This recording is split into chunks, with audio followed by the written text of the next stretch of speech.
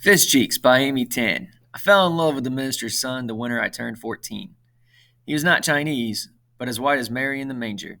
For Christmas, I prayed for this blond haired boy, Robert, and a slim new American nose.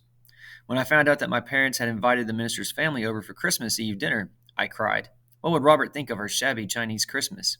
What would he think of our noisy Chinese relatives who lacked proper American manners?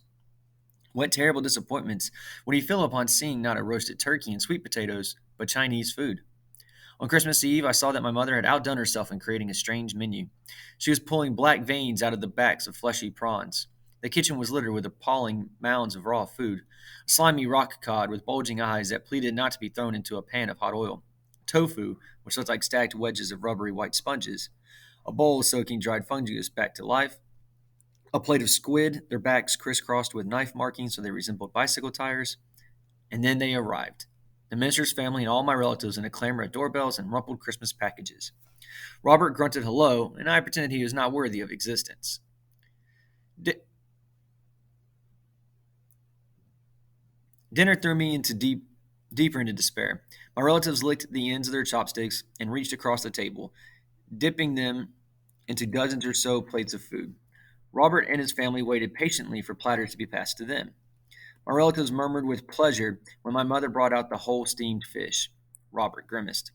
Then my father poked his chopsticks just below the fish eye and plucked out the soft meat. Amy, your favorite, he said, offering me the tender fish cheek. I wanted to disappear. At the end of the meal, my father leaned back, and belched loudly, thanking my mother for her fine cooking. It's a polite Chinese custom to show you are satisfied, explained my father to our astonished guest. Robert was looking down at his plate with a reddened face. The minister managed to muster up a quiet burp. I was stunned into silence for the rest of the night. After everyone had gone, my mother said to me, You want to be the same as American girls on the outside. She handed me an early gift. It was a miniskirt in beige tweed.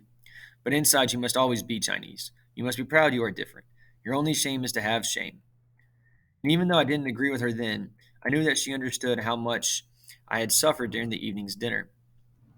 It wasn't until many years later, long after I had gotten over my crush on Robert, that I was able to fully appreciate her lesson and the true purpose behind her particular menu. For Christmas Eve that year, she had chosen all of my favorite foods.